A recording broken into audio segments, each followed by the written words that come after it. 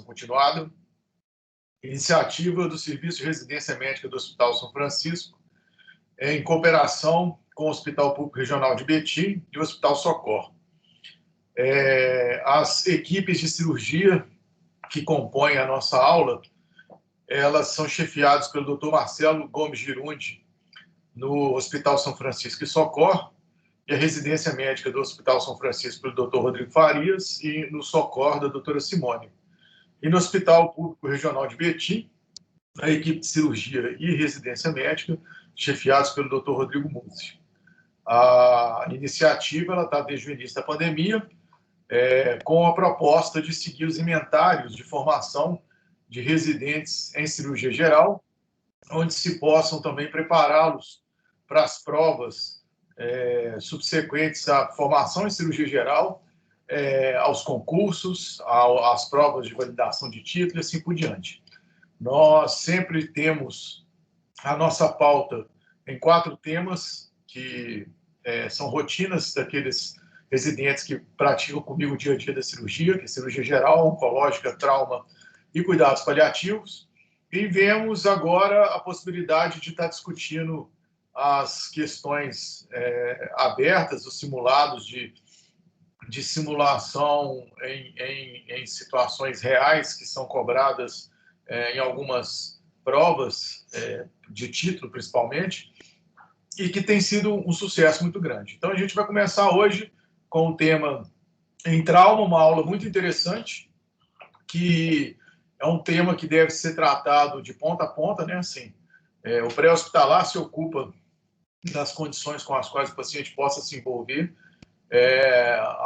o acolhimento do paciente na sala de urgência e emergência, da sala vermelha, a forma que esse paciente é admitido no bloco cirúrgico, na terapia intensiva, e assim por diante.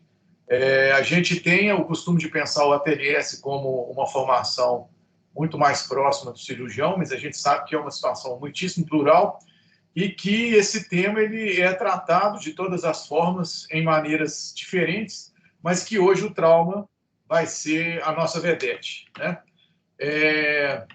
O primeiro artigo da noite, a gente vai estar falando sobre o tema com o Dr. Caio.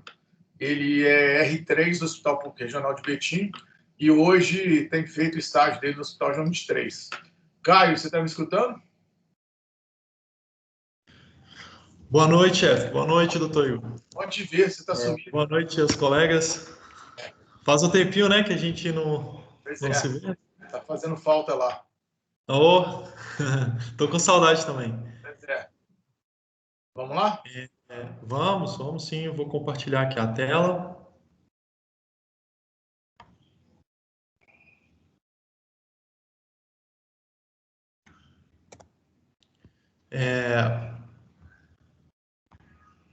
Boa noite a todos.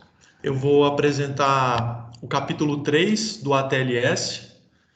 Me chamo Caio Catan, sou R3 Cirurgia Geral do Hospital Público Regional de Betim. Meu coordenador é o Dr. Rodrigo Mussi.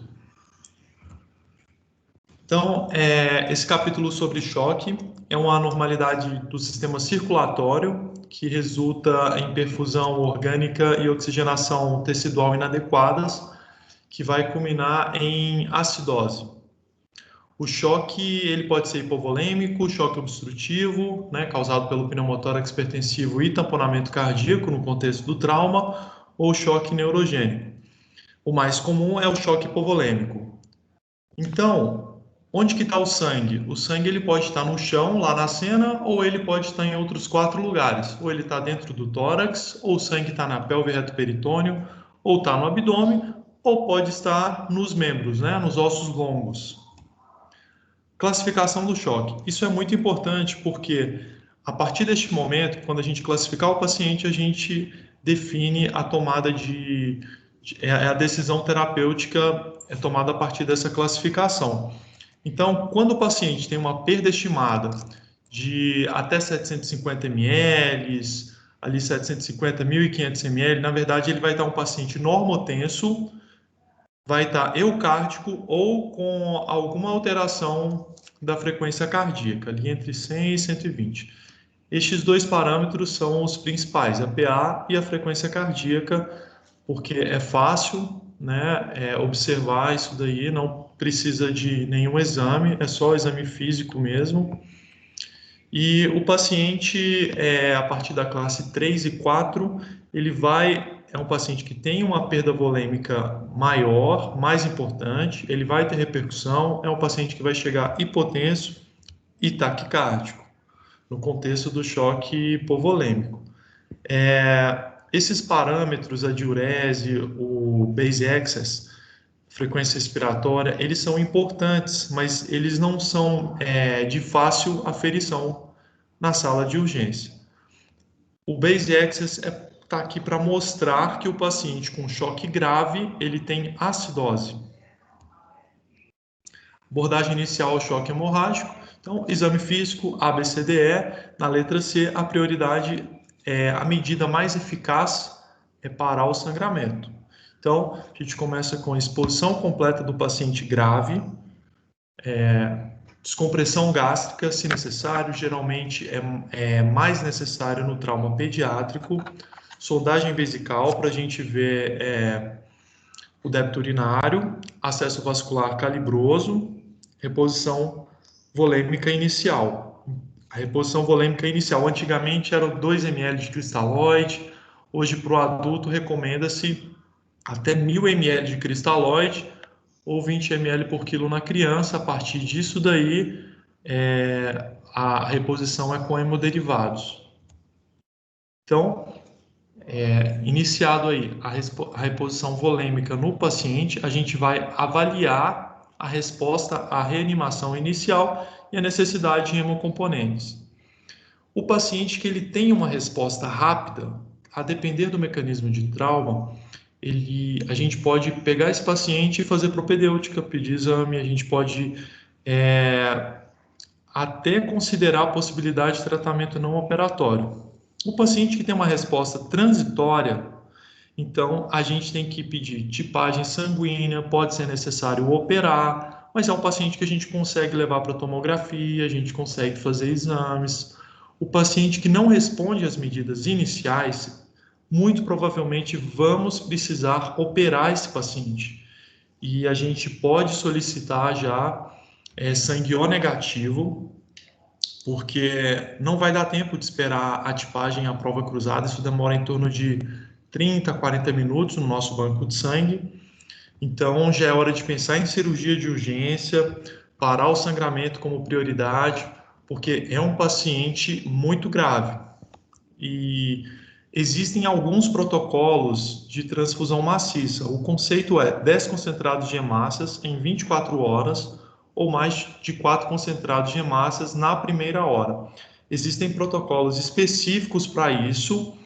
Esses protocolos são pouco utilizados. O que é feito na prática é o paciente com choque grave, a gente faz a reposição inicial com cristalóide, geralmente 1000 ml para o adulto, inicia-se a reposição com hemocomponentes. Dependendo do local que o paciente estiver, vai ser possível fazer uma reposição com qualidade, com hemácia, plasma e plaquetas. Em Betim, não tem plaquetas de emergência, então a reposição não é com tanta qualidade assim, mas a gente consegue fazer essa reposição. Então, tem que avaliar de serviço para serviço, e se o paciente tiver um sangramento, geralmente volumoso, pode ser necessário adotar essa transfusão maciça com múltiplas bolsas de hemocomponentes. E a gente tem sempre que tomar cuidado. Choque, o paciente tem hipoperfusão, ele não oxigena bem os tecidos e por isso os tecidos entram em estado de anaerobiose. Aí a gente tem a acidose e a gente tem que tomar cuidado com a hipotermia, acidose e hipotermia, coagulopatia também, porque o paciente tem perda de sangue total e isso daí compõe a tríade letal. A referência, eu utilizei o ATLS. Então, hipotermia, acidose, coagulopatia, a gente tem que pensar nessa tríade e salvar o nosso paciente em choque. Muito obrigado a todos pela atenção. Caio, muito obrigado você. Excelente aula. A acho que a experiência no João 23, né, para além da residência que você já faz no Hospital Regional de Betim, deve ter só reforçado isso aí. Mas o que você pode comentar dentro das realidades que você está vendo hoje, o capítulo da TLS?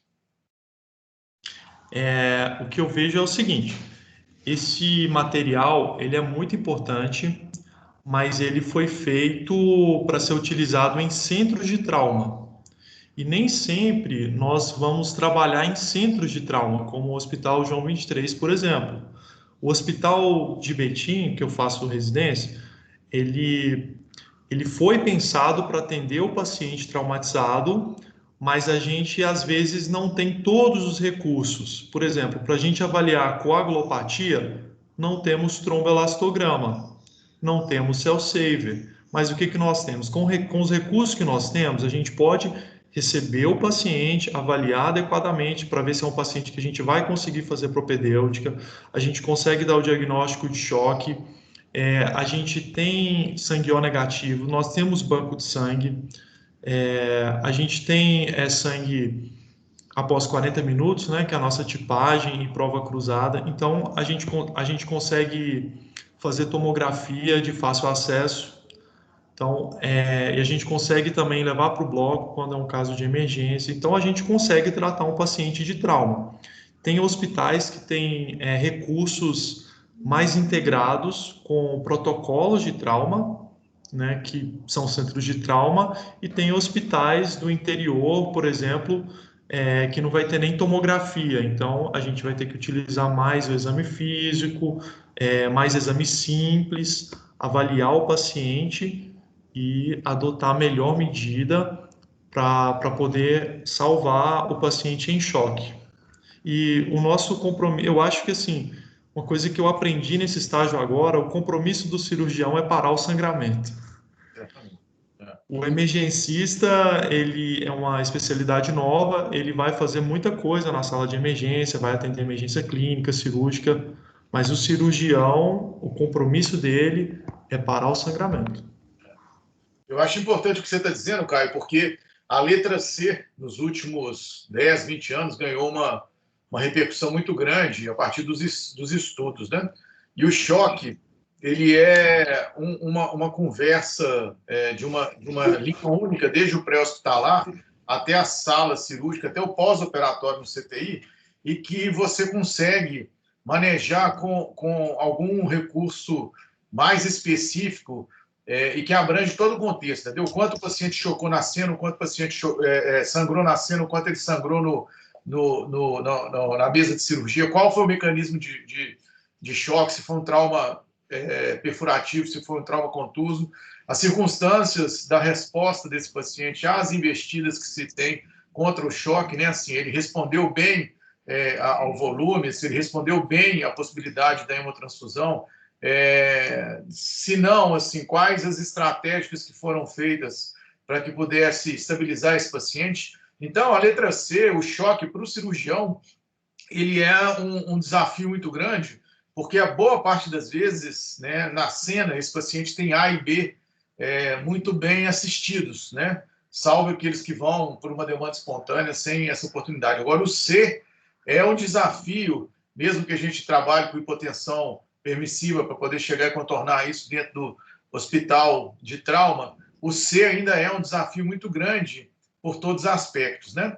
E aí, assim, o hospital ele tem que estar pronto para receber e para poder responder a esse C, né? Então, um banco de sangue adequado, a questão da tipagem rápida, uma equipe de assistência e enfermagem também muito rápida, a questão de você identificar os focos de sangramento, saber tomar decisão, a condição de você ofertar ao paciente naquele momento assim as medidas, né, medida de contenção, curativo, alinhamento de fratura, o bloco disponível para uma linha vermelha. Então, acho que assim, a aula de hoje é uma aula muito importante, por isso que cai tanto também nos concursos, mas sobre todos os aspectos, né? Se o emergencista, ele tem que saber disso, o médico do pré-hospitalar tem que saber disso, o intensivista tem que saber dessa história. Olha, sangrou lá na cena, né? Chegou, foi classificado na cena como grau 2, respondeu ao volume, chocou de novo dentro da sala de admissão do poli, e assim por diante, né? Bom, Caio, muito obrigado, parabéns pela aula. Vê se aparece, viu? Opa, pode deixar. Bom, vamos para o segundo artigo da noite. A gente vai ter uma aula agora com o Rafael Toral, ele é R2 do Hospital São Francisco, e vai nos apresentar o segundo artigo. Rafael, você me escuta? Escuto sim, doutor Igor. Boa noite. Tudo bem? Boa noite. Tudo bem? Vamos lá? Compartilho aqui a tela, tá? Só um minutinho. Vocês estão conseguindo olhar aí? Tá certinho? Tá ótimo. Beleza, tá. Boa noite com todos. Meu nome é Rafael, tá? Eu sou R2 de Cirurgia Geral do Hospital São Francisco. O dia de hoje o orientador da aula de hoje, o Dr. Bernardo Dessina, tá? O dia de hoje vai falar sobre hipotensão permissiva, tá? Este artigo foi publicado no ano 2020, tá? Este artigo fala sobre a importância da hipotensão permissiva em um contexto da hemorragia com risco de vida, na qual uma pressão arterial mais baixa do que a normotensiva pode ajudar para o controle de danos, até que essa hemorragia seja controlada. Este artigo basicamente examinará sua evolução, riscos e interações futuras.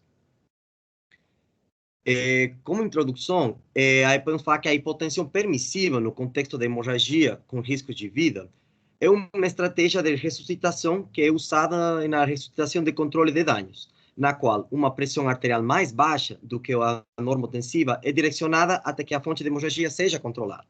O benefício percebido da hipotensão permissiva é aquela que limita o sangramento e evita o deslocamento de qualquer coágulo formado no local da lesão, evitando pressões sanguíneas excessivamente altas. Isso deve ser balanceado contra os perigos de um paciente com sangramento supertendido, que sofrerá com um aumento da carga fisiológica, de fornecimento de oxigênio reduzido, resultando em o que seria uma endoteliopatía, coagulopatia, acidose e hipotermia, que pode, em última instância, levar ao que seria uma insuficiência de múltiplos órgãos, para incluir uma insuficiência sanguínea. O objetivo final da ressuscitação de controle de danos é a entrega de uma vítima a escalões superiores do atendimento, como bem falou o Caio, ou seja, um hospital com instalações cirúrgicas adequadas disponíveis, com reserva fisiológica suficiente para sobreviver à hemostasia cirúrgica definitiva e ressuscitação adicional desse paciente. O paradigma da ressuscitação de controle de danos evoluiu ao longo de muitas interações, levando à prática atual de uso combinado de ressuscitação com base no sangue e limitação de pressão arterial sistólica, que se acredita, às vezes, ser eficaz na promoção da hemostasia e na reversão do choque. E na evolução da questão do choque hemorrágico, o choque hemorrágico pós-lesão, ele vai continuar sendo a principal causa de morbilidade e mortalidade em pacientes que sofrem grandes traumas. O choque é um estado definido de fornecimento de oxigênio, que é inadequado para atender às demandas metabólicas dos órgãos vitais. Uma vez que a perfusão cai, e, portanto, o fornecimento de oxigênio de um órgão cai abaixo de um nível suficiente, esse metabolismo anaeróbico domina, levando a um déficit de oxigênio no nível celular. O produto da gravidade do choque e do tempo em um estado de choque é conhecido como débito de oxigênio, ou também conhecido como falta de oxigênio, que deve ser reponhido. A falha em resolver esse débito resulta em piora da disfunção falência orgânica, incluindo falência sanguínea, levando a uma falência orgânica, falência sanguínea, tornando e ressuscitação contínua, cada vez mais difícil e, às vezes, eventualmente impossível. Reynolds e Sheres, que fizeram este estudo, descobriram que a administração de sangue total com grandes quantidades de solução de cristalóide em relação à quantidade de sangue perdido, ou seja, 2 ml por 1 ml de sangue perdido, pode resultar na reversão do estado do choque e melhorar drasticamente as taxas de sobrevivência. Essa é a base da regra 3.1, em que 2 a 3 vezes a perda estimada de sangue seria administrada na forma de solução do cristalóide, no início do tratamento do choque hemorrágico. Isso ainda não é um protocolo totalmente, falando assim, aceitável. Em outro estudo, essa técnica foi adotada pelo suporte avançado de vida em trauma e ensinado até 1990. Ao mesmo tempo, na segunda metade do século XX, um trabalho examinou o manejo de pacientes com queimaduras, que descobriu que a reanimação bem-sucedida de pacientes queimados exigia volumes muito grandes de fluido cristalóide, formando a base da fórmula de Parkland, que é a que ainda é amplamente usada hoje nos hospitais de trauma. Antes havia uma crença de que o modelo de queimadura serviria como um excelente modelo para ressuscitação de traumas, uma vez que os padrões de lesão pareciam levar a déficits extracelulares. Isso, o que aconteceu? Reforçou a estratégia de ressuscitação de grande volume no contexto de uma hemorragia traumática e estratégias generalizadas de ressuscitação com fluidos foram usadas. Por exemplo, na Guerra de Vietnã, estratégias agressivas de administração de cristalóides, embora se acredita que salvaram muitas vidas e reduziram a incidência de doenças renais, também foram considerados a causa do pulmão de Nan, que agora é bem conhecido como síndrome do desconforto respiratório agudo, juntamente com outros síndromes reconhecidos associados ao uso excessivo de cristalóides, como o síndrome do compartimento abdominal. Enquanto ao desenvolvimento da hipertensão permissiva, já em 1918 foi sugerido que restaurar um valor normal de pressão arterial apresentava um perigo de piorar a hemorragia, por interromper a formação de coágulos no local da lesão. A injeção de um fluido que aumenta a pressão arterial apresenta perigos por si só. Se a pressão aumentar antes que o cirurgião esteja pronto para verificar qualquer sangramento e poder actuar. Na reanimação restrita, estudos em animais relatam que, em casos simulados de hemorragia não controlada, a administração de grande volume de cristalóides, enquanto aumenta a pressão arterial, piora o sangramento no local da lesão e a mortalidade do paciente. Então, 2 estudos retrospectivos também descobriram que aqueles que receberam um regime restritivo de fluidos durante a fase de ressuscitação tiveram melhor chance de supervivência. Esses achados devem ser interpretados com cautela, pois pode haver fatores de confusão entre a mortalidade e a quantidade de líquido administrado. Na reanimação retardada, um estudo que analisou o manejo pré-hospitalar de hemorragia com risco de vida descobriu a administração de fluidos antes da intervenção cirúrgica. Não tive uma influência significativa na taxa de mortalidade. O estudo de referência de Bickel randomizou 598 pacientes em choque com trauma penetrante do torso em 2 grupos. Aqueles que receberam administração precoce de fluidos, ou seja, na área pré-hospitalar, e aqueles que receberam administração tardia de fluidos, intra-hospitalar. O grupo com reanimação retardada com refluidos teve uma melhor taxa de supervivência e surgiu que também pode reduzir o sangramento intraoperatório. Isso pode surgir que grandes volumes de cristalóides podem não apenas atenuar o sangramento secundário, mas também piorar o quadro de coagulopatia no paciente. Na reanimação hipotensiva, ao atingir uma pressão arterial mais baixa do que o normal em modelos animais, tanto os resultados da supervivência quanto o controle da hemorragia melhoram. Os modelos de hemorragia frequentemente usados em estudos com animais podem não ser totalmente representativos de uma hemorragia traumática em humanos. Os modelos animais usados são os mais sensíveis ao ressangramento, ou seja, uma lesão em uma artéria principal com grandes vasos de fluidos cristalóides administrados imediatamente, e são conduzidos sob anestesia, resultando em diferenças nas resistências vasculares e no fluxo sanguíneo regional, devido a essa vasodilatação induzida por o anestésico. Apesar disso, coletivamente, esses estudos sugerem que a ressuscitação precoce é muito agressiva com fluidos e fornece um ponto de partida útil para estudos clínicos. O que também foi visto neste estudo foi o fenômeno de recuperação espontânea da pressão arterial sistólica, após o controle da fonte de sangramento, sem administração de fluidos junto com as oscilações da pressão. Se analisou o controle intraoperatório da pressão arterial comparado com a pressão arterial meia, de 50 mm de mercúrio versus a 65 mm de mercúrio. Nas conclusões preliminares, eles descobriram que dentro do grupo hipotenso, a mortalidade pós-operatória precoce havia melhorado e que havia menos para desenvolver coagulopatias. Isso que significa? Que qualquer período de hipotensão é curto e, potencialmente, os efeitos adversos do choque podem não ter um efeito tão significativo. No entanto, isso não é o caso em muitas partes do mundo, mesmo nas nações economicamente desenvolvidas, especialmente em regiões rurais isoladas ou se a gente estaria tratando de um contexto militar. Muito obrigado pela atenção. Rafael, muito boa a sua aula. Vamos aproveitar a presença do Bernardo entre nós aqui. Bernardo é cirurgião que faz parte da Trauma One. É um um médico que também atua diretamente no SAMU, no pré-hospitalar, então ele sabe não apenas o que acontece dentro do bloco cirúrgico, mas como também no primeiro atendimento e pode falar para a gente, principalmente a respeito desse contexto da hipotensão permissiva. Bernardo, você me escuta? Escuto bem, Igor. Boa noite, pessoal. Tudo bem? Obrigado, viu, por você ajudar a turma aí. Não, tranquilo, é um prazer. Eu te peço desculpa que a voz está um pouco ruim, que eu estou afastado esses dias aqui. Então, se tiver uma crise de tosse aí, não repara não.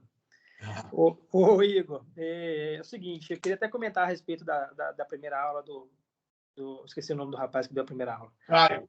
Do Caio. Muito boa a aula dele, bem concisa. E eu queria comentar algumas coisas a respeito disso, principalmente na visão do pré-hospitalar, que muita gente tem medo de trabalhar com pré-hospitalar por uma questão de medo do sangramento. E esse medo a gente não tem, né? Como cirurgião, a gente não tem ou não deveria ter.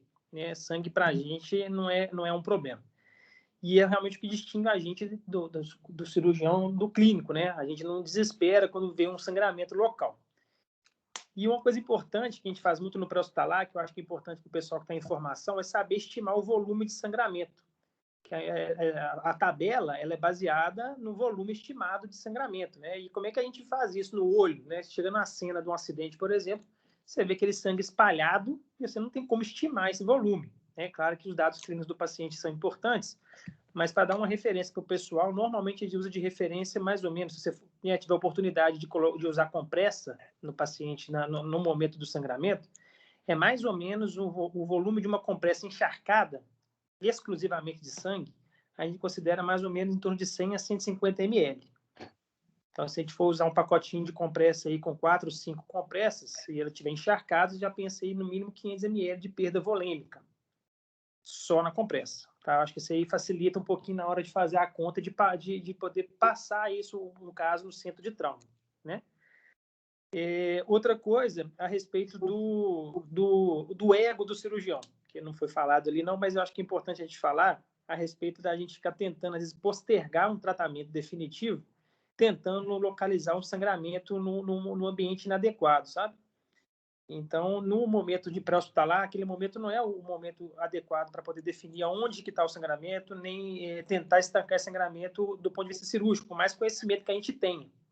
Você sabe onde que onde você acha que é o sangramento, o que deveria fazer, ou a manobra cirúrgica que deveria ser feita, mas no momento de pré-hospitalar, no momento que você estiver num centro que não tem isso, no Hospital de Betim tem uma estrutura boa, mas, por exemplo, no São Francisco a gente não tem porta aberta, então se o paciente chegar com sangramento lá na porta no ambulatório de retaguarda, a gente não consegue fazer o que faz no Betim.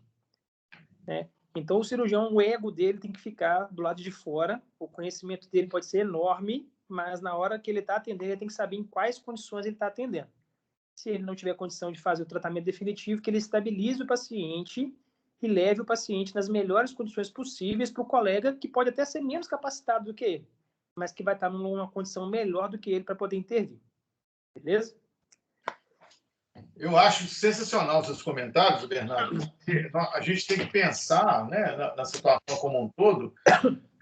E, assim, no pré-hospitalar, nem todos os colegas são como nós somos, né? Médicos, cirurgiões de formação, ou que vemos isso todo dia. E não tem necessariamente a mesma cabeça do que está acontecendo ou vai acontecer dentro do bloco cirúrgico. Então, esse desespero por horas, né, por momentos, talvez a gente sofra muito mais com isso e tem que acelerar com todos os processos. E isso que você falou é fundamental, assim, estimar os egos envolvidos, a ação, a resposta rápida e assim por diante, né?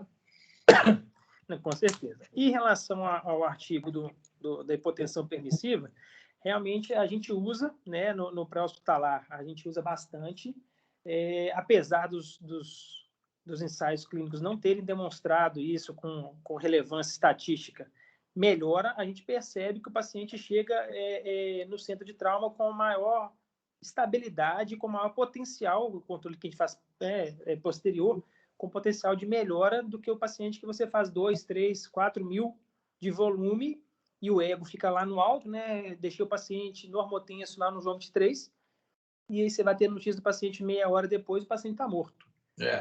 Então, a hipotensão permissiva que foi falado nesse artigo, ele realmente não tem comprovação estatística ainda, os estudos ainda não têm essa profundidade, mas realmente a gente percebe na prática que é feito adequadamente, né, principalmente com a chegada no centro de trauma que tem a condição de fazer hemotransfusão, o paciente precisa transportar oxigênio, né? Senão você vai cair na tríade que o Caio falou. Então, se você não tem essa condição de fazer isso, é melhor você realmente deixar o paciente hipotenso, uma hipotensão relativa, o mais próximo possível da pressão arterial sistólica de 90, às vezes 80, 70, se o paciente não for muito idoso, e o paciente vai chegar pelo menos com um coágulo, né, um tampão, para evitar um sangramento exagerado até o momento que o cirurgião puder intervir e fazer a hemostasia definitiva. Sem dúvida. Benjamin, você levantou a mão? Sim, professor. Boa noite a todos. O Bernardo, queria fazer uma pergunta. Na própria classificação do sangramento, da hemorragia, a gente consegue estimar mais ou menos a perda sanguínea, classe 1, mais ou menos 750 até, né? 2, 750, 1,5, por aí vai. Você utiliza esses dados no pré-hospitalar? Porque esse, lógico, tem que ser no pré-hospitalar. Se a partir do momento que você fez volume, você já perde esse parâmetro, teoricamente, né? É utilizado isso? Ô, Benji, boa noite.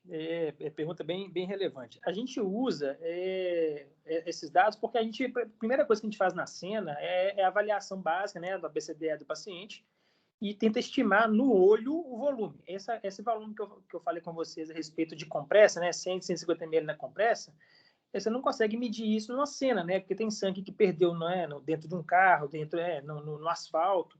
Você não consegue medir isso. Então, a monitorização do paciente ela é importante, mas tem que levar em consideração uma série de outras coisas, né? O paciente idoso, muitas vezes, ele não vai ter uma resposta hemodinâmica igual, o paciente que é atleta também não vai ter, né? O uso de medicamentos também influencia na resposta cardiológica do paciente referente à hipotensão, ao trauma, né? Então, acaba que a gente leva em consideração, mas não é assim, não é matemático, né? Não é 100% isso aí. A gente leva em consideração, e para questões de prova, isso é importante saber, esses né, esses valores de corte, mas a gente olha tanto a clínica do paciente no momento da cena, tenta estimar mais ou menos o volume. Nisso, o cirurgião ele tem uma vantagem, porque a gente consegue estimar um sangramento com mais facilidade do que um clínico, né? E, igual o Igor falou, não é 100% dos médicos de pré-hospitalar que são cirurgiões, né? É a maioria, mas não é 100%. A gente usa o sangramento, mas a gente também usa os dados vitais. Benja, se permite um comentário, eu acho que o inverso da sua pergunta é muito importante a gente falar também. Quando a gente não é capaz de poder mensurar a cena, nas aulas que eu dou para os residentes de PBL, e que aqui a gente vai chegar a ter essa oportunidade também, numa delas, o tema que eu costumo de instigar quem está fazendo parte da urgência e emergência, os acadêmicos, ele caiu na prova de título de trauma esse ano, que é o seguinte: a informação do pré-hospitalar, muitas vezes, como o Bernardo falou, ela se dissipa para uma série de situações. Primeiro, imagina o contexto de uma estrada noturna em que teve um capotamento, o paciente está grave, você tem que estar isolando a cena, mobilizando a equipe, pensando como que você vai acessar a área, se você coloca risco ou não. Aí você chega lá, o paciente já está chocado, você tem que dar uma resposta rápida. E aí, no momento em que você vai decidir, por exemplo, pelas vítimas, tem um helicóptero te esperando para a vítima mais grave, tem um outro paciente que você já vai levar pela ambulância, tripular e ir para o hospital de trauma. A gente não consegue nem sempre assim, visualizar todo o sangue, né? Não tem como a gente chegar e imaginar, por exemplo, não, a roupa estava toda suja de sangue, não tinha sangue nenhum. Não, assim, imagina o pior cenário, né? À noite, resposta rápida, acesso complicado e o risco iminente da morte do paciente. O oposto de se mensurar, isso é muito importante para o pré-hospitalar e para o hospitalar, porque você pode fazer com que a informação que vai chegar no pronto-socorro ela seja importante. Por isso, na classificação, as outras coisas são importantes, como a alteração do nível de consciência, qual estado que ele está, a questão da frequência cardíaca, a questão dos sinais, né, do próprio choque, e aí você faz o serviço inverso. Eu não vi aquilo ali, mas eu posso falar igual você falou. Na nota de corte, 750, 1.500, acima disso aí, entendeu? Justo por outras estatísticas em que eu vou ter absolutamente certeza de que sangrou por volta daquilo ali, né? Entre 750 1.500 ml de sangue, entre 750 e 1.500 e assim por diante. Então, acho que muito válida a colocação que você fez, porque o oposto disso tudo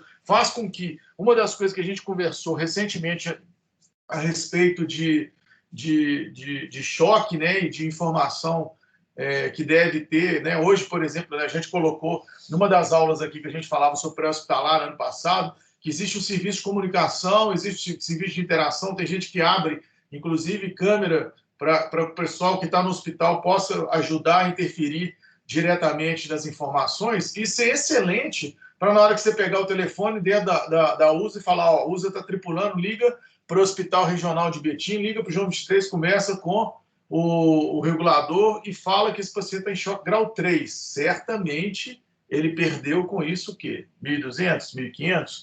E aí essa informação já vai fazer com que, quando chegar lá, o banco de sangue já está pronto para pelo menos esse volume. Bom, vamos dar continuidade, excelente aula.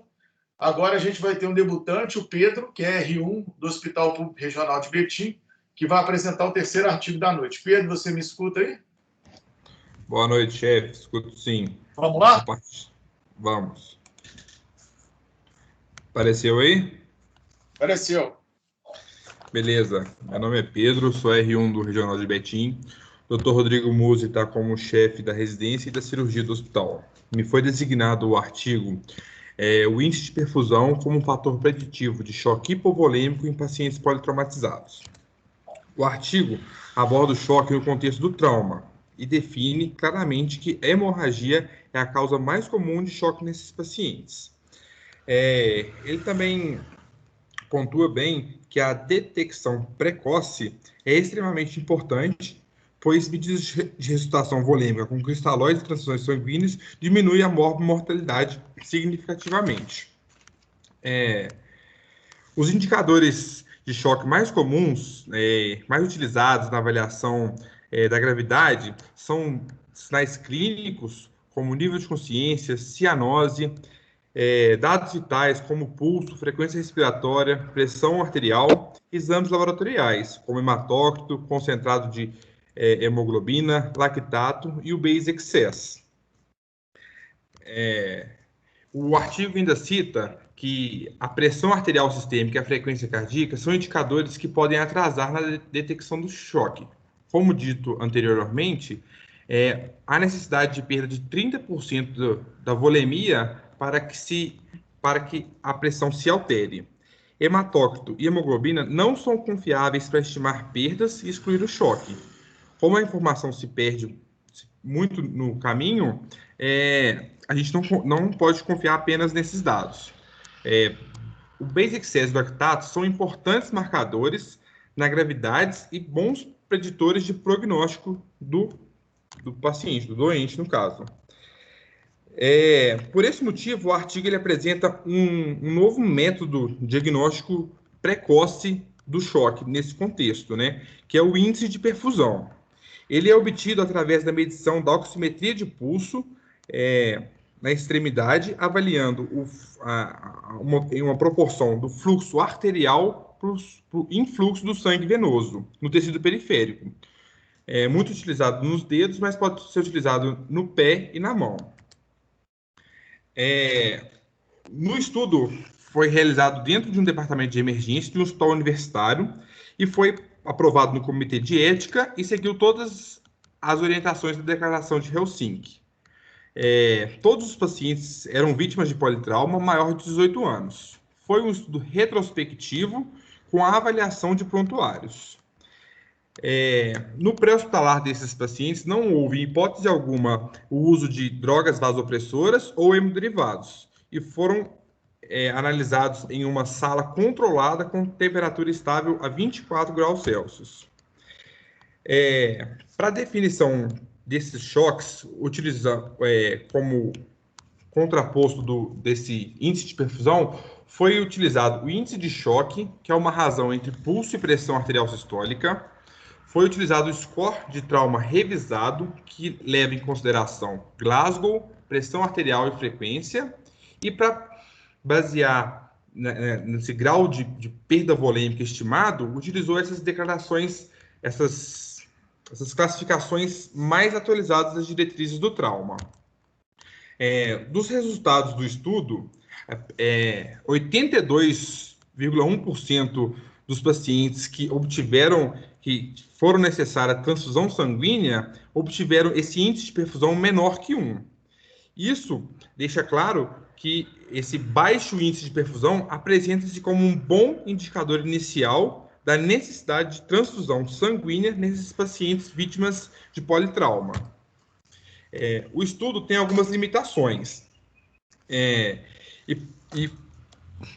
pois o índice de perfusão pode ser afetado por condições como dor, estresse emocional e hipotermia, muito comumente encontrados nessas cenas, né? Todos os pacientes avaliados, eles receberam uma solução salina no pré-operatório, sem descrição da quantificação. Isso também influi diretamente nos resultados,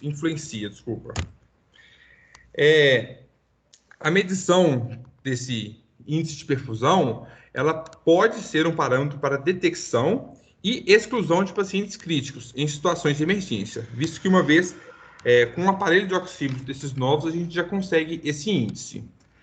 Num quadro fora do choque, no paciente estável, a queda repentina desse índice pode indicar outros possíveis distúrbios circulatórios. E esse índice de perfusão pode ser utilizado na cena do trauma para triagem de transportes, para triagem e transporte desses pacientes para centros especializados. Paciente que for designado já como necessidade de transfusão, ele tem que ir para um local onde é possível realizar essa transfusão. Obrigado. Pedro, parabéns pela apresentação, muito boa. Já debutou aí com louvores. Faça seus comentários aí a respeito do artigo. Até já gostei de você falando da questão científica, mas o que você achou do conteúdo? Bom, eu achei o conteúdo do artigo muito bom e parece ser uma grande promessa. Mas eu acho que para a gente avaliar essa ferramenta, a gente precisava de um estudo maior, em mais centros, para a gente ter uma noção se é tudo isso que o artigo fala. Outra coisa também, o artigo deixa claro que os pacientes foram avaliados num primeiro momento. Eu acho que a falta de avaliação num segundo momento também seria importante para a gente validar esses dados apresentados pelo artigo. E tudo indica, se mostra ser uma ferramenta de fácil uso, baixo custo, que pode diminuir significativamente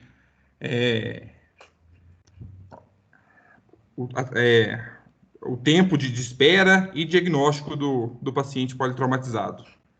Eu acho interessante essa colocação sua, Pedro, pelo seguinte: quando a gente fala a respeito de choque, né, a gente usou aqui os índices para mensurar a condição do choque, são situações em que todas elas estão disponíveis numa situação em que o exame físico e um ou outro, né, contexto de uma situação, como, por exemplo, todo mundo tem um celular e tem um cronômetro, todo mundo tem um relógio hoje disponível. Alguém pode estar de fora da sua avaliação e contando o tempo para você. Um estetoscópio que você escuta o paciente. Aí a ausculta desse paciente pode dizer muito. A questão do exame físico, onde você conversa com o paciente e põe a mão no paciente. Todas essas coisas mensuram numa situação, entre aspas, precária, mas eu prefiro pensar como uma situação mínima, a chance de você ter protocolos em que vão trazer grandes dados para depois, né? A escala de coma de Glasgow, por exemplo, são 3 itens e que eles foram um consenso e que ele é usado não apenas no trauma hoje, assim, e é de uma repercussão muito grande para transmissão de cuidados. Então, quando a gente fala que são situações que estão no acesso e que isso não vai custar muito caro, é porque, de certa maneira, o que a gente está fazendo é incrementar alguns dados que compõem o nosso exame físico na admissão, com tudo aquilo que a gente tem para o transporte, por exemplo, do paciente, ou para a admissão na sala de urgência, ou para dentro do bloco cirúrgico. Então, quando a gente fala sobre essas situações de oximetria ou de um ou outro dado, é muito interessante. E o início do estudo também falando que alguns parâmetros, eles não são relevantes no momento em que se pensa o choque. E isso também é muitíssimo importante para a gente, porque às vezes, com tudo isso, assim, por uma hemodiluição, sequestro de hemácias, né, assim, uma perda que possa não ser significativa, tipo um trauma vascular, enfim, tudo isso a gente tem que pensar num contexto e que hoje, cada vez mais, o que nos serve, né, tem sido pensado e repensado com a tecnologia mais moderna, né? Os monitores são mais sensíveis, a monitorização já é mais sensível, a condição de mensurar com a velocidade e o fato, né, todos os dados vitais do paciente é mais possível do que antes, né? Pensa, por exemplo, antigamente, a glicemia é um índice que para a gente é extremamente interessante para a gente avaliar o estado geral do paciente, inclusive algumas contextualizações em que o choque possa estar associado a isso também. Antigamente só existia, né, há 40, 50 anos atrás, a possibilidade de se medir glicemia com a extração de sangue em laboratório. Hoje, né, você tem um aparelhinho desse tamanhozinho que te faz essa situação, como oxigenação, oximetria, a mesma coisa. Então, quais são os preditores, e que, quando você faz a crítica para o artigo, eu acho que é importante, que nos fará pensar no futuro melhor disso tudo? Primeiro, a intensidade do trauma em razões numéricas, pela pluralidade mundial de todos os aspectos, não vai cessar. Né? Cada vez mais a população cresce, cada vez mais os índices seguem galopantes, por todas as situações, desde o extremo, né, catástrofe, guerra, o que for, até os países que, por mais organizados que possam estar, eles vão crescer e a estatística vai continuar a mesma, então você vai crescer em número. Né? 1% da população de 1 milhão de 10 anos atrás vai ser muito, muito maior hoje quando a gente tiver 10 milhões de população. Então, esse 1% de 10 milhões vai ser uma casuística muito maior a ser estudada. Então, todas as revisões que a gente tem dos índices de trauma passam por questões dessa e que a gente vai juntando os valores. Opa, hoje a monitoração do paciente está cada vez melhor. Opa, cada vez mais nós temos uns aparelhinhos disponíveis. Né? Assim, a gente monitora, a gente tem oximetria de dedo, a gente tem glicemia capilar, a gente tem hoje kit de intubação que necessariamente não é com tubo, pode ser uma máscara laríngeo, come tubo, enfim. Tudo isso vai galopando no momento em que a população cresce e a estatística também cresce. E aí isso nos permite fazer o quê? Uma revisão de uma TLS de 2 em 2 anos, uma revisão de um protocolo. Hoje, por exemplo, a gente tem uma revisão da escala de coma de Glasgow, que não pegou muito, né? Mas já significa muita coisa. A gente traz mais coisas se você for pensar nela, né? E que hoje, num contexto desse da questão da classificação do choque, quem sabe, né? Numa hora dessa, a coisa não vai pegar melhor e vai dar certo. E precisa de muito pouco, porque dado estatística a gente tem todo santo dia. Né? Bom, vamos dar seguimento. Nós temos agora o artigo último da noite, que o Benjamin, R3 do Hospital Socorro, vai apresentar para a gente. Benja, você já me escuta aí? Escuto sim, vou iniciar a apresentação aqui. Posso? Pode, por favor. Está aparecendo para todos? Apareceu. Bom, boa noite a todos. Meu nome é Benjamin, sou residente do Hospital Socorro, né? O chefe é o doutor Marcelo Girundi e o coordenador é a doutora Simone. Coube a mim falar hoje sobre... Ih, não passou, peraí. Coube a mim falar hoje sobre esse artigo, tá? Publicado recentemente, como vocês podem ver, assim como todos os doutores traz para nós, e ele vai mostrar um pouquinho, a ideia dele é falar, será que o TLS serve para a gente prever gravidade, né? Usar ele como algo que justifique, falar, esse paciente está mais grave, eu vou levar primeiro, ou não? Para isso, ele classificou os pacientes em algumas categorias, usando a classificação do hemorragia, por isso que eu fiz a minha pergunta anteriormente, e usou as taxas durante as revisões, a taxa de transfusão, se o paciente foi submetido ou não, se foi submetido a algum procedimento cirúrgico e a mortalidade. Quando ele pegou os artigos foram selecionados 635 pacientes e dividido em classe 1, 2, 3 e 4. O que me chama a atenção nesse artigo é que metade deles, 300.754, não foram classificados dentro do ATLS. Por que disso? Prontuário incompleto ou nascendo o paciente não foi assistido por um médico que classificou, por exemplo, o choque dele? Esse dado me chamou muita atenção. Então, dividindo por classe, a classe 1 desses pacientes tiveram 2.633 morreram, 0,9% só do total, mas o número mais específico que foi da classe 1. 1% foi submetido à transfusão e 2,3% foram submetidos a um procedimento cirúrgico. Já na classe 2, tivemos 1,3% de óbito, 2,3% submetido à transfusão e 9,2% submetido a um procedimento cirúrgico. Na classe 3, 22,6% morreram, só que quando você vê o número real, só 7%. Por quê? O número de participantes dentro da classe é menor que os demais. A transfusão, somente 32,3%, né, equivalendo a 10 pacientes, e que foram submetidos ao procedimento cirúrgico, né, 40,9%. E na classe 4, 34,9% morreram, 44,2% foram submetidos à transfusão sanguínea e 53,5% foram submetidos à intervenção cirúrgica. E no grupo que não foi classificado, ele colocou 7,1% morreram, transfundidos foram 5% e 7,9% tiveram alguma intervenção cirúrgica. Aí, na conclusão do artigo, os dados que ele busca, que quase metade dos pacientes não foram classificados dentro da TLS, né? E isso chamou muita atenção. A mim, acho que a vocês também. Justamente por causa disso. Por que não foi? Prontuário incompleto, não foi assistido por um médico que classificou ele na cena, ou chegou no hospital, essa informação se perdeu da cena até o médico abordou esse paciente. Por que se perdeu? Não pode se perder. Então, a gente tem que sempre pensar nisso. Quanto mais informação a gente tiver do paciente, pode ser no pré ou no intra-hospitalar, é melhor para cuidar desse doente. Os pacientes que não entraram na categoria do ATLS, houve uma maior mortalidade, 7,1%, em relação aos demais, comparando a classe 1 e 2, que foi 0,9 e 1,3, respectivamente. A classe 3 e 4 representaram apenas 0,05% dos pacientes e 0,07%, né, do que foi classificado no TLS e os que foram não classificados. Ou seja, quando a gente pega o total, a maioria vai se enquadrar na classe 1, 2 e máximo 3, né?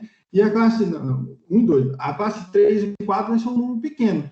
Só que a decisão que você tem que ter para tentar ajudar esse paciente que é pequeno, mas que existe, que vai chegar para nós, classificado na fase 3 e 4, tem que ser imediato. A gente tem que conseguir pegar esses pacientes para ele não deixar ele morrer. Esse taxa de óbito diminuir. E a conclusão do artigo, ele fala que o ATLS não serve para você prever essa gravidade. Aí foi onde me espantou. Como assim não serve? Se a gente usa ele, se mostrou que realmente teve maior. Aí eu queria até que o doutor Igor falasse alguma coisa, os demais colegas, por que disso? Porque eu não entendi muito pelo artigo. Né? Então, o que me chamou a atenção foi esses detalhes. Essa foi a minha apresentação. Doutor Igor, ajuda nós aí. Tinha absoluta certeza que essa polêmica ia ser gerada, Benjamin. É uma situação que os protocolos, eles, por serem muito engessados, né, às vezes a gente tem que se atinar às situações em que eles possam selar um prognóstico diferenciado. Na verdade, quando se pensa no protocolo do ATLS, a classificação do risco, ela não está em detrimento a outras questões que passam necessariamente por uma escolha. Assim, no mundo ideal, o ATLS ele vai te monitorar nas ações que você vai tomar com aquele caso especificamente. Agora, quando você tenta fazer a contextualização por uma situação em que, teoricamente, não é a atividade fim dele, assim, que o ATLS não está ali necessariamente para te apresentar um índice ou score de gravidade geral de um paciente em detrimento do outro ou de qualquer outra ação que você possa tomar. O ATLS é um protocolo para que você possa, além de alinhar todo o processo do início ao fim, você ter a possibilidade de ter uma ação com o paciente nas suas escolhas, oferecendo o melhor resultado daquilo. E o que nem sempre o prognóstico é o melhor, né? Principalmente, por exemplo, sobre trauma contuso, que muda completamente diferente. Se você pegar a primeira avaliação de um paciente com trauma contuso e a primeira avaliação de um paciente com trauma perfurativo, as coisas são completamente diferentes. O que nos faz, por exemplo, até pensar aquela questão, não, paciente trauma contuso, parou, chegou para você na sala de urgência e parou de novo, você nem reanima. Ou então você chegou na cena, esse paciente está lá parado, já com um tempo diferenciado. Só que essa estatística, esse feeling, não está dentro do ATLS. Esse feeling, essa métrica de se pensar, ela não está presente necessariamente para poder selar o prognóstico ou a ação final com o paciente nesse contexto do que é mais grave ou menos grave. Eu acho a discussão muito válida pelo seguinte, porque isso desmistifica justamente essa situação, né? Porque até então, algumas situações a se questionarem ou algumas condições em que as pessoas possam pensar o pré-hospitalar, o hospitalar e depois o segmento intensivo, qualquer ação em que lá atrás esse prognóstico ele possa ser diferente por uma ação qualquer que ficou para trás. Não, a resposta era exatamente aquela. Não tinha outra para poder fazer.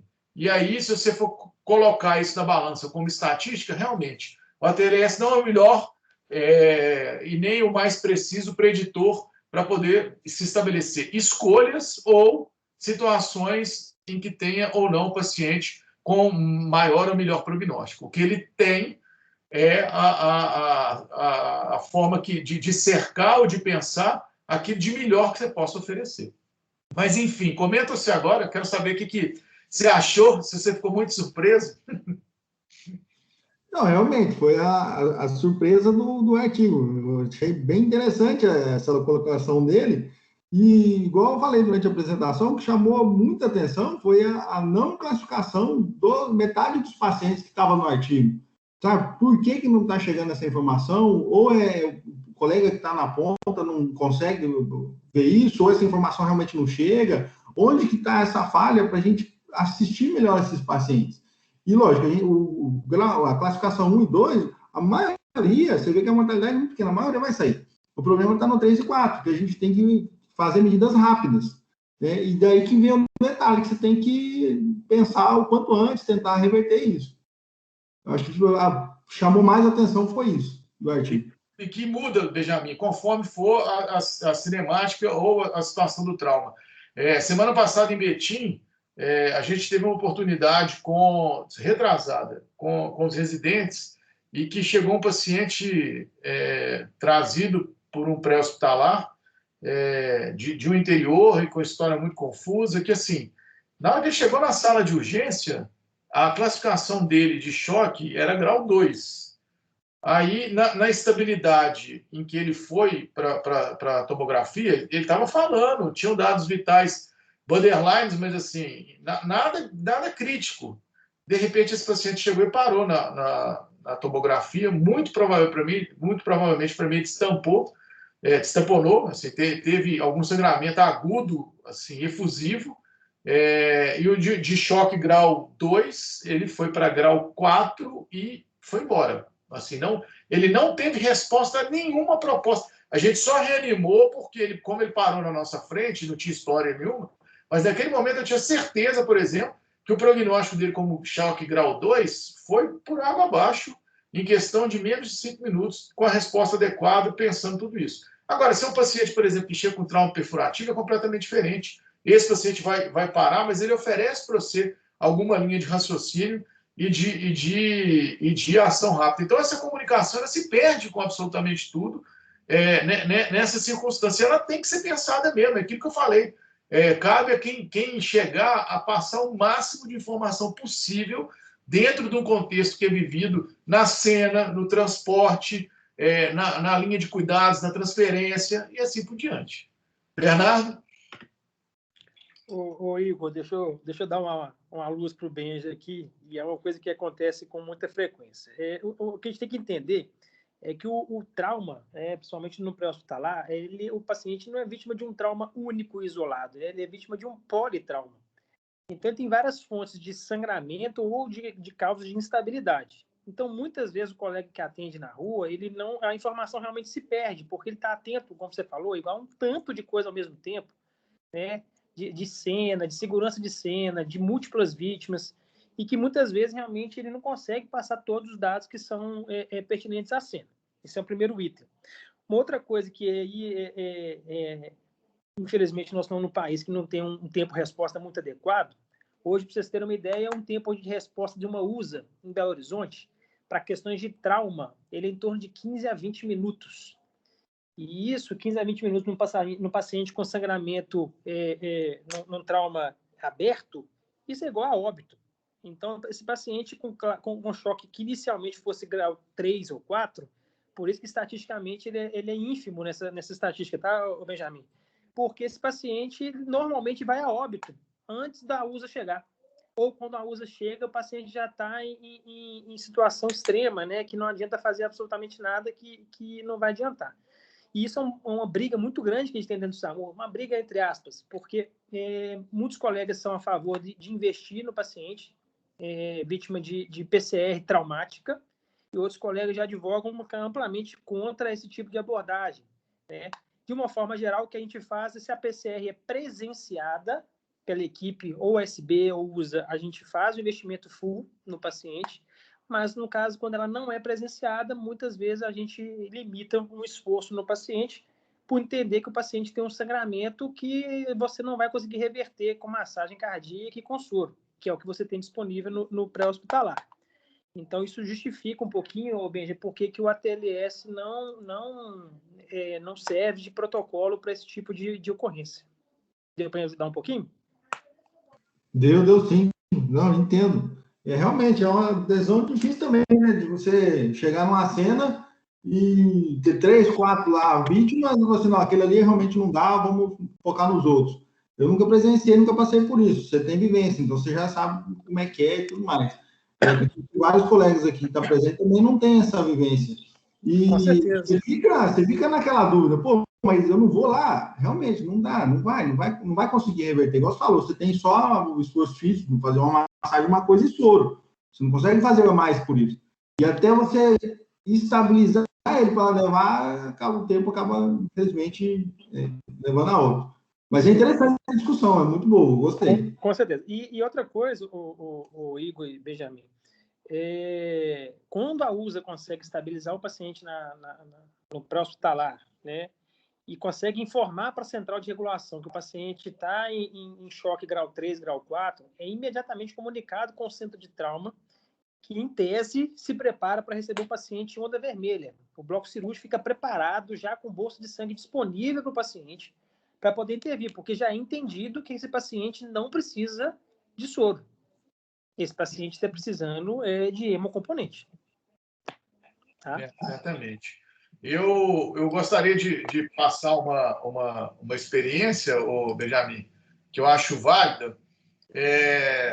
Eu tive 2 catástrofes em Betim que eu atendi. Uma foi um acidente que teve de um ônibus em Luz, um ônibus desses ilegais aí, que estava indo por uma romaria em São Paulo, e aí teve um trauma contuso muito grave, ainda teve incêndio. Então, a gente tinha um paciente que era politrauma pela contusão da colisão e ainda inalou fumaça, pegou queimadura grave, assim por diante.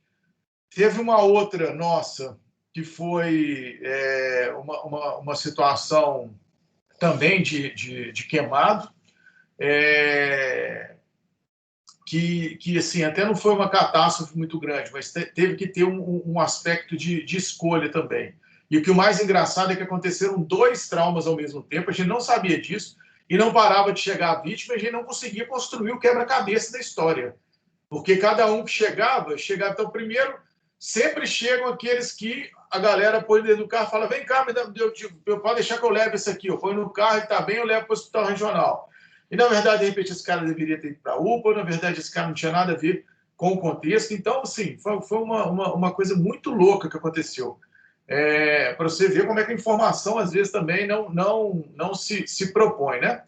E a experiência do acidente de Brumadinho, que quem fez o atendimento inicial da catástrofe hospitalar daqueles pacientes todos fui eu e o Marcelo Gissoni, era residente, inclusive, e várias gravidades completamente diferentes. Assim, eu tive trauma contuso, trauma ortopédico grave e tal, e chegou, por fim, um dos pacientes que era o mais grave, assim, todos aqueles que passam na televisão, o menino que engoliu não sei quanto de lama e nadou durante tanto tempo, o cara que estava na reta escavadeira e estava na caminhonete, então, todos esses eu atendi eles. O mais grave que estava lá foi um paciente que tinha sofrido um acidente. Ninguém sabe disso, assim, né? Mas assim, ele foi contabilizado como vítima. Ele tinha acabado de sofrer um acidente, aí levaram ele para a UPA de Brumadinho, aí ele tinha caído de moto, ele foi empinar a moto e caiu. Aí ele chegou, e na hora que ele chegou e teve o toque de catástrofe, o que eles fizeram? Vamos tirar e transportar todos os pacientes graves de uma vez para o hospital de referência e deixar a UPA vazia. Aí chegou esse cara, todo mundo pensou, não deve ser nada. Era o paciente mais grave, tinha um pneumotórax hipertensivo. No meio de toda a contextualização, de toda a bagunça, de toda a informação. E eu só fui entender o que estava acontecendo com ele depois, quando eu, na madrugada, drenei o tórax, eu vi que o paciente estava ruim, comecei a fazer as propedêuticas, liderando a catástrofe toda, vendo o que estava acontecendo, construindo o quebra-cabeça das ações. Aí, quando eu fui fazer a reavaliação dele, eu vi que ele estava estranho, e ele queixando, e aí, no final, ele falou comigo, não, doutor, eu não tenho nada a ver com isso, não estava nem no meio da tragédia de Brumadinho, não. Caí de moto lá, que não sei o quê, e era o paciente mais grave. Então, essa situação das informações, das comunicações e de todas as contextualizações, elas fazem com que as prioridades possam trocar as marchas, não é só no ambiente com choque, não, sabe? Assim, com outras situações mais que possam estar envolvidos. Quantas vezes você vai atender uma catástrofe que, de repente, por exemplo, teve um incêndio numa boate aqui em Belo Horizonte. Teve um monte de gente que veio queimado, tem um monte de gente que veio pisoteado, e teve um monte de gente que pode ter vindo porque bateu o carro, porque tinha libação alcoólica que estava desmaiado no chão, levaram, enfim, todas essas coisas. Então, esse artigo eu gostaria que vocês pudessem pensar que a TLS, a CLS, PHTLS, BLS, todos os protocolos que envolvam situações de atenção à saúde, né, do paciente, eles devem ser pensados como ferramentas para obedecer às circunstâncias de um protocolo e oferecer o melhor para esse paciente. Como variante a prognóstico, a situação de investimento depois, tal, isso é igual o Bernardo falou, é uma discussão eterna, entendeu? E que a gente tem que estar preparado a todo momento para ofertar o melhor e depois sentar e reestruturar e fazer isso virar dado, fazer isso virar ciência, se atentar de que isso está acontecendo mais vezes, que isso possa mudar, que isso possa ser conversado. E a gente tem todo o interesse, né? Se você for pensar nas pessoas que formulam e discutem o ATLS, né? Igual a gente tem o Dr. Marcelo Girundi, que está desde, sei lá, né, de uns 20 anos, trabalhando com a discussão do ATLS, trazendo o curso para cá, o quanto que mudou, o quanto que foi a partir de estatísticas como essa que a gente está conversando aqui hoje, para poder tentar melhorar de ponta a ponta a assistência e admissão do politrauma. Tá bom? Alguma questão mais? Algum acadêmico, algum outro residente, algum colega queira colocar alguma coisa?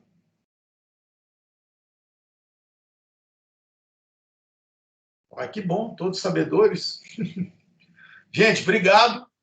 A aula é excelente. Acho que atendeu bastante as expectativas.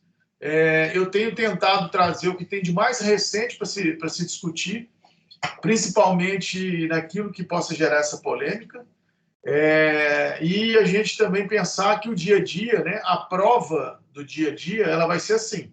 Se vocês vão fazer uma avaliação para um teste qualquer, vai ser nesse contexto, porque é assim que a medicina tem cada vez mais testado os médicos, e quando vocês chegarem para poder trabalhar onde vocês esperam, pode ter certeza que aquilo que vocês não viram vai cair na prova da vida para vocês, vai chegar ali na frente de vocês. Eu brinco, tem um colega que terminou a residência comigo, Fernando Bruno, que ainda é plantonista comigo todo domingo à noite. O primeiro plantão que a gente pegou, depois que tinha terminado a residência, a gente terminou a residência na quinta-feira.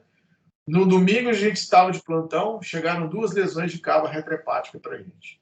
Se a gente não tivesse visto, não tivesse estudado, não tivesse discutido, não tivesse contextualizado como a gente está fazendo aqui, talvez a gente não soubesse o que fazer. Naquele momento faltava o quê? Experiência, mas pensar, articular e ter o que fazer, alguma coisa a gente tinha. Quero agradecer a todo mundo, agradecer, como sempre, a professora Maria Fernanda pelo auxílio, né, em nossas aulas, agradecer os residentes, né, dos 3 hospitais, a todos os chefes que estiveram aqui, Bernardo, muitíssimo obrigado. Dizer que a nossa iniciativa de educação continuada pretende cada vez mais trazer a presença de mais acadêmicos, de mais residentes, portanto, façam a divulgação, né, dos temas, convidem as pessoas que possam eventualmente participar, até outros colegas mesmo, algum professor de faculdade que vocês tiveram, alguma pessoa com expertise, porque sempre vai ser bem-vindo. Eu acho que só vocês, nesse momento, podem fazer a diferença para ganhar ainda mais, porque as minhas situações são limitadas ao que eu trago, mas a gente pode trazer outros pontos de vista, outras situações que vão engrandecer naquilo que torna alguém mais especialista do que todos nós que estamos aqui e que traga mais conhecimento para a gente poder formar e entregar a vocês como excelentes cirurgiões, né, e futuramente grandes especialistas. A nossa iniciativa é uma iniciativa do Hospital São Francisco, é uma educação continuada remota, do Serviço de Residência Médica de Cirurgia Geral, em comum aos 3 hospitais, Socor, Hospital Regional e São Francisco. Eu gostaria de agradecer. Semana que vem temos a continuidade. Muitíssimo boa noite e boa semana para todos.